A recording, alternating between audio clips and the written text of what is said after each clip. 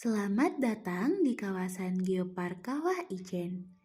Kawasan ini merupakan salah satu mahakarya geologi yang berada di ujung timur Pulau Jawa, tepatnya berada di perbatasan Banyuwangi dan Bondowoso. Nah, sejak ribuan tahun lalu, aktivitas vulkanik telah membentuk lanskap yang kita pijak hari ini. Kaldera raksasa dengan diameter hampir 20 km ini menjadi yang terbesar di Pulau Jawa, sekaligus menyimpan sejarah panjang tentang letusan-letusan purba. Nah, tahukah kamu, ketinggian Ijen lebih dari 2000 meter di atas laut, sehingga memberi udara yang sejuk dan pemandangan yang sangat luar biasa. Nah, di balik keindahannya, gunung ini menjadi rumah bagi hutan hujan montana. Selain itu, juga ada padang edelweiss hingga zona subalpin yang jarang ditemukan di daerah tropis. Nah, flora dan fauna endemik hidup berdampingan di sini. Elang Jawa, monyet ekor panjang, hingga tumbuhan langka beradaptasi dengan kondisi tanah yang miskin hara tapi kaya akan mineral. Namun sayangnya, sebagian kawasan menghadapi ancaman. Dari kebakaran hutan, tekanan wisata, hingga perubahan iklim global. Kini, kita semakin dekat dengan pusat aktivitasnya. Fenomena api biru yang hanya ada 2 tempat di dunia. Tahukah kamu di mana? Ya, selain di Kawah Ijen di Indonesia, ada juga Danakil Depression di Ethiopia.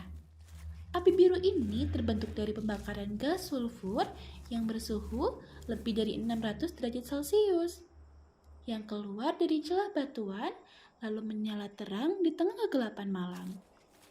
Pendar biru tersebut tak hanya menawan, tetapi juga mengingatkan kita pada proses vulkanik yang terus berlangsung di bawah kaki kita. Di hadapan kita terbentang danau kawah berwarna toska kehijauan. Danau paling asam di dunia dengan pH mendekati 0. Kedalamannya hampir 200 meter dengan menyimpan 36 juta meter kubik air yang bercampur sulfur dioksida, klorida, dan logam berat. Nah, danau ini adalah laboratorium alam yang berbahaya sekaligus menakjubkan. Airnya bisa melarutkan logam dan alirannya memberi dampak langsung pada sungai-sungai hilir yang dimanfaatkan oleh masyarakat untuk memenuhi kebutuhan mereka sehari-hari. Sejenak, mari kita berhenti, mengamati suasana kawah yang begitu tenang di permukaan. Namun sesungguhnya, Ijen tidak pernah benar-benar tidur. Sejarah mencatat, sejak abad ke-18, letusan freatik terjadi berulang.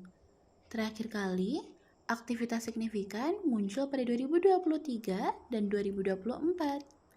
Setiap kepulan asap dan getaran kecil adalah sinyal bahwa energi di dalam bumi masih terus bergerak.